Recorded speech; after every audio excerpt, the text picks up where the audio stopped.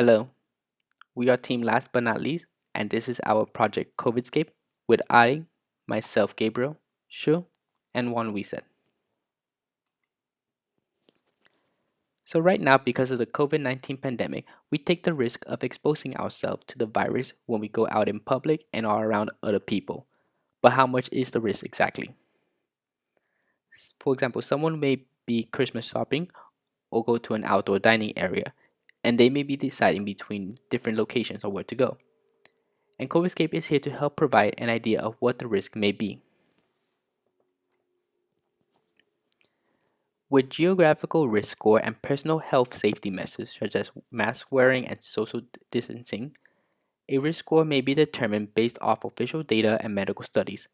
Also, it can backtrack when a user reports to be diagnosed with the virus that will notify possible users that could have been exposed. With the functionality and features of COVIDScape, it is designed with a user-friendly interface on both desktop and mobile devices. The risk score prediction subsumes two types of risk: the location risk score generated by the machine learning algorithm that predicts COVID severity per area up to 3 days, and static risk that act as multipliers to the location risk score. And the notification for possible exposure backtracked to a diagnosed user will contact all possible users through text and email. Hi everyone, I'm Shuo Wang Hsu and I will go over the overall architecture of COVIDScape. First, the client is a web application hosted on an EC2 instance, so this is serving as a gateway for our user interactions. The client receives user inputs such as user ID, interested location, whether user is performing preventive measures such as wearing masks, and also they can report their COVID testing results. In addition to that, the client also receives inputs from the GPS sensor for current location. Another consumer of the GPS sensor data is our Node-RED Flow implementation. So the Node-RED Flow uses webhook relay and onTracks and together achieve an automated data collection, which stores the user data into an S3 bucket. Now that we have all the input data, the client is responsible for generating user requests, which is then sent to the server as HTTP GET. However, there is actually one more piece of information the server needs in order to respond to client requests. That is the location-based risk prediction score. So COVIDScape uses an analytic node, which utilizes PySpark running on an EC2 Jupyter instance. This analytic node takes LA County's daily official testing results to train the machine learning model and predict risk scores, which is then saved into the Amazon S3 bucket as well. Now the server is able to read the predicted scores as well as user GPS data from the S3 bucket and have all that information it needs to be able to respond to client requests appropriately. One last piece of the puzzle is that COVIDScape uses AWS services for notification. So in the case where a user reports that he or she has been diagnosed with COVID-19, the server initiates a backward contact tracing on that user and notifies all the other users that may have been in contact. So the simple notification service SNS and simple email service SES allows COVIDScape to notify users via email or SMS text to their phone. So these make up the main components of the COVIDScape architecture, and we will now talk about each component in more details. First, I will talk about our server implementation. So the server is at the center of COVIDScape architecture, and this will help us better understand how the system works as a whole.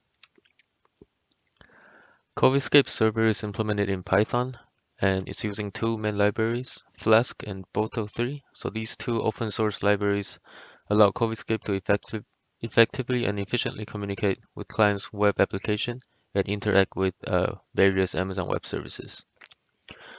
So first up, Flask is a popular open source micro web framework in Python.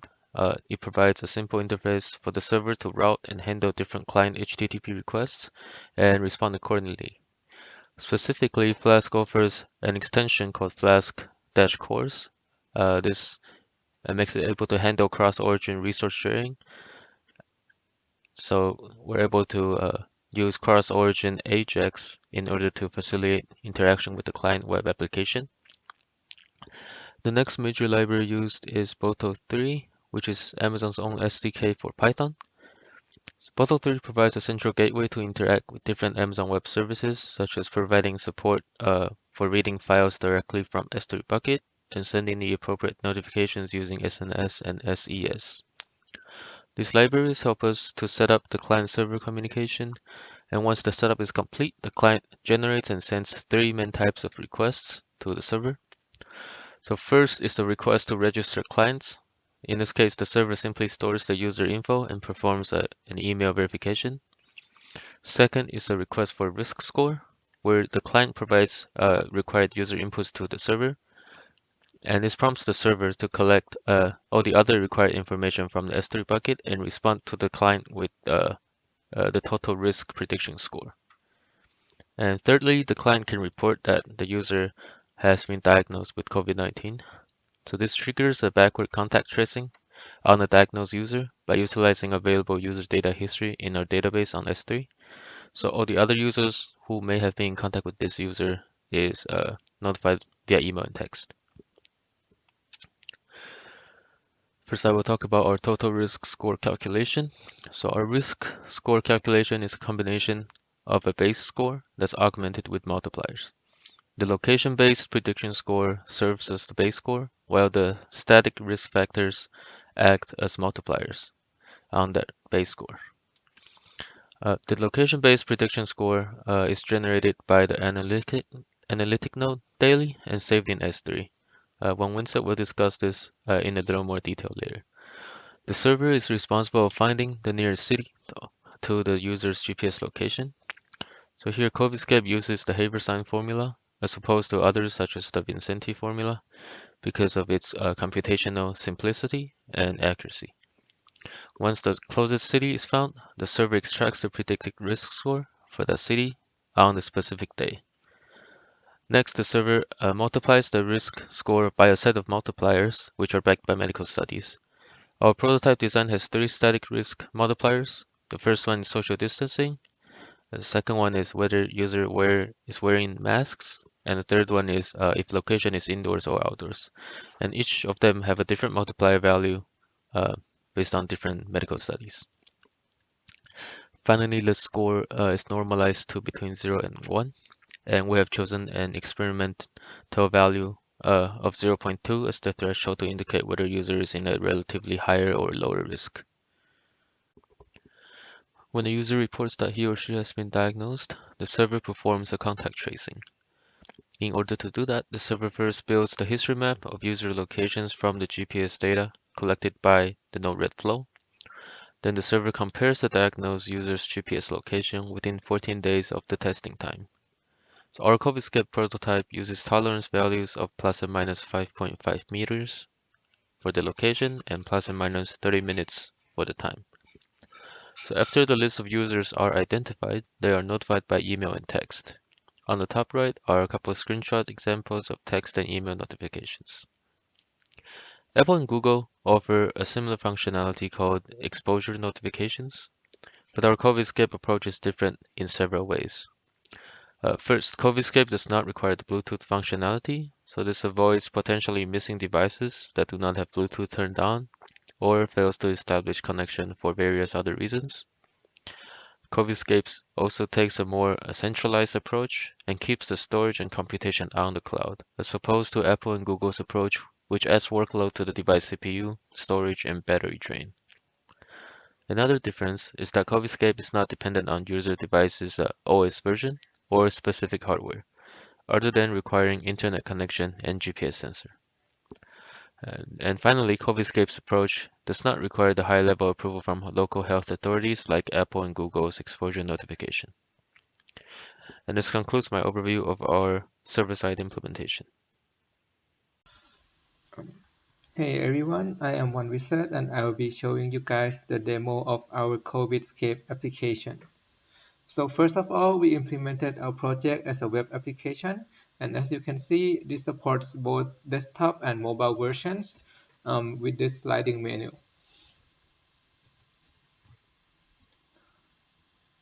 And this is the home page and the main functionality. The first thing you see is this map and some circles, and this extends to the whole LA area. The circle size represents COVID concentration in the area. Larger circle means there is a higher density of COVID-infected population. The circles are also color-coded by COVID growth rate. Red means that there is more than 25% increase in COVID cases in the past week, and green is the opposite. But as you can see, there is no green circle in LA currently. To the top left and the top right is our localization functionality. It should be used to select the interested location before predicting the score. So let's say I want to select my current location. Or let's say I want to visit Hollywood.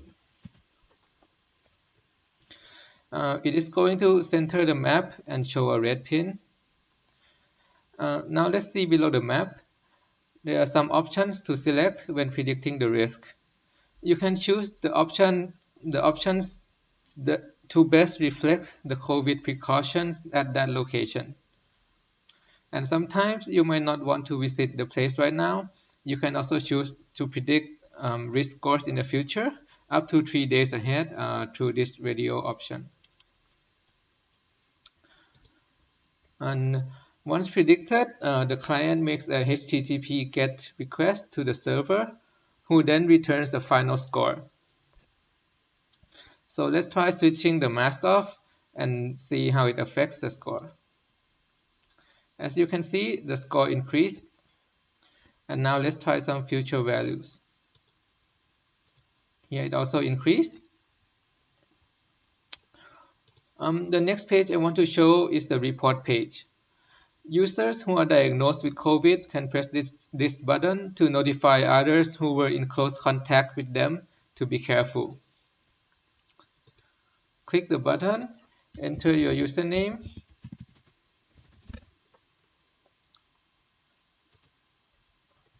here you see a successful message, and I'll be receiving notifications in my email and phone. So next I'm going to show you my email. And as you can see, this is a recently received notification 0 minutes ago.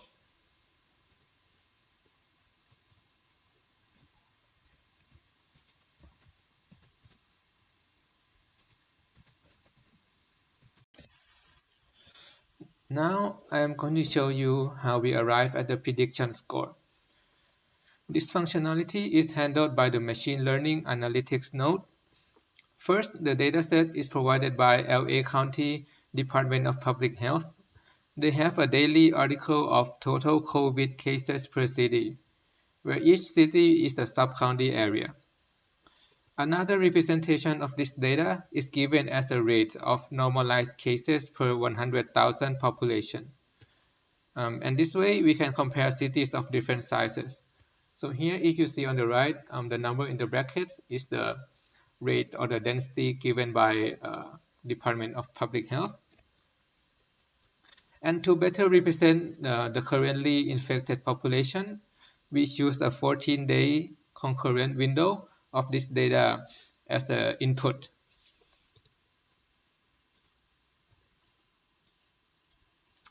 We use PySpark as our machine learning framework due to its MapReduce functionality.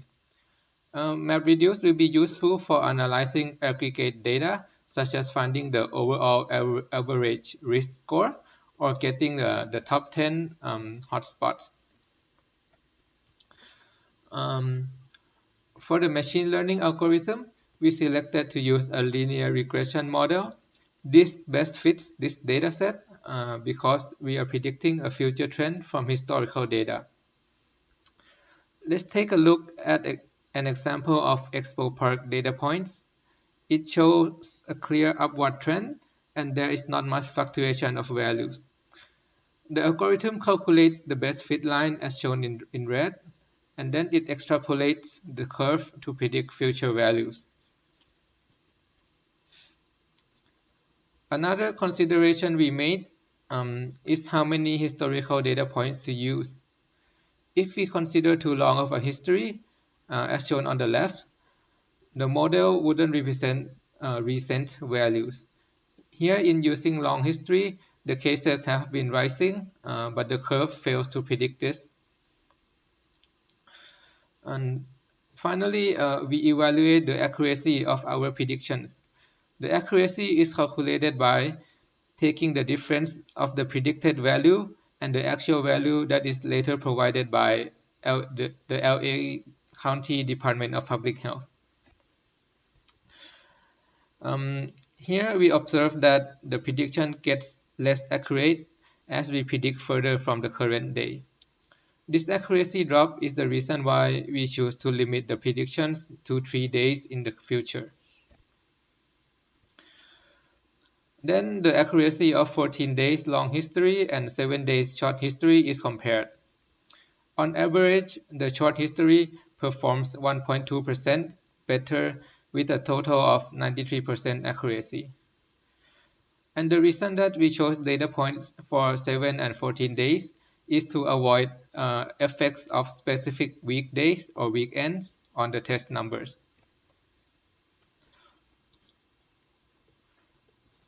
Finally, the score is normalized from 0 to 1 and uploaded to the server.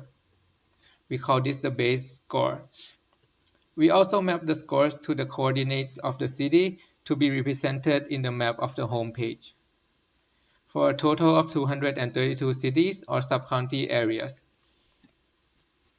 This process is then repeated and updated daily.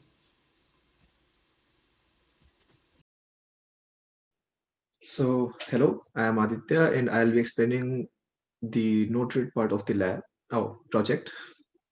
So, here I will talk about the data collection mechanism. So, for the Node-RED part of the project, this is the basic architecture that we are going to follow. And so, this part of the project is going to be taken care by the own tracks. So, we have users' mobile devices, and those devices will be responsible for sending data to an HTTP server, and that server is basically EC2 server, which is hosting the Node-RED. And now for the database part, we have S3. Now, we will be using OwnTracks primarily, which is a fantastic open source application for both iOS and Android to gather GPS data from users. It can then send location data to a chosen server using webhook relay. And OwnTracks can send payloads to either user-built MQTT infrastructure or to a standard HTTP endpoint. We will be using Node-RED to receive, process, and store our location data. No router firewall configuration or public IP will be required, as webhook relay will be providing a public endpoint to receive webhooks and then send them over to our Node-RED instance over a WebSocket. Now, for the next part, I'm assuming we have these things already taken care of. So the first one would be webhook relay bucket. For this, you have to create a webhook relay account. So instead of MQTT, we will be using HTTP webhooks, so we don't have to run a separate service. Also, webhook relay enables you to receive webhooks without having a public IP or configuring NAT protocol.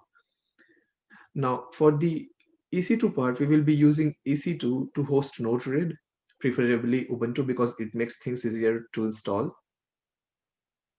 Now for the final part, we have S3. I'm assuming we have S3 bucket ready, which can be used to store data directly into it. This is going to act as our primary storage for the entirety of the project.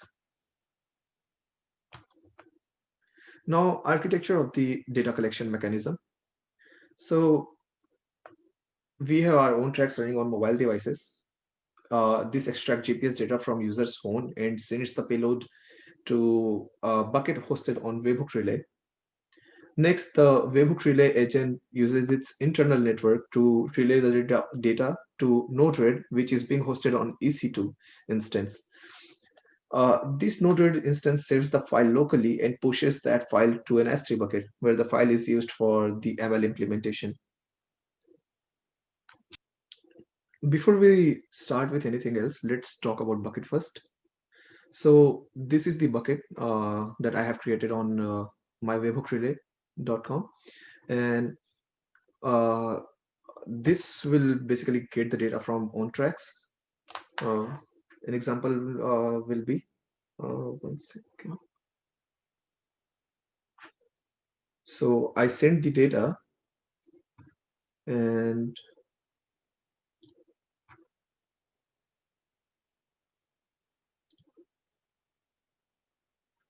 yeah, you can see I sent the data and it's available here. We can check, and it's in encrypted format, since OnTrack sends the data in encrypted format. Now moving on to the next part. So this is the node-RED, and the flow is pretty straightforward. Now the first step would be getting the data. Now we will be using webhook relay node to receive webhooks directly from webhook relay bucket that is receiving OnTracks webhooks.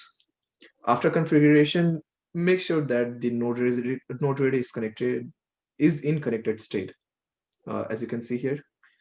And the second step is extracting the body. We have to extract the payload. This function node returns, like I can show you this. So this function node returns the body from the encrypted payload. Now this OnTracks node decrypts the data that was sent from the function node. So that is your step 3.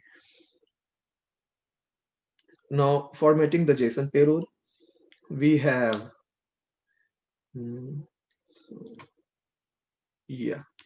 So this is the data that was being generated.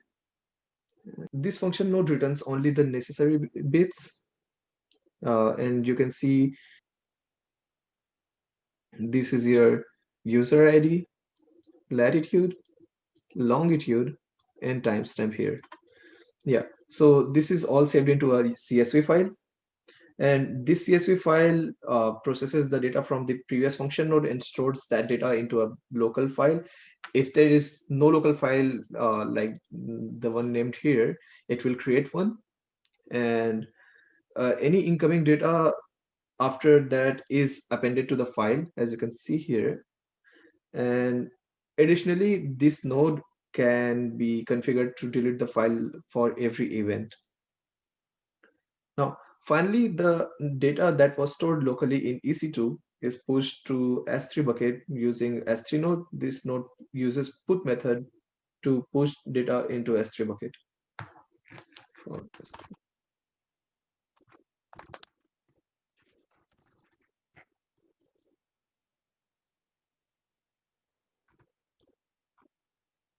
As you can see, we already have file name userlog.csv that was sent when we sent the data from OnTracks.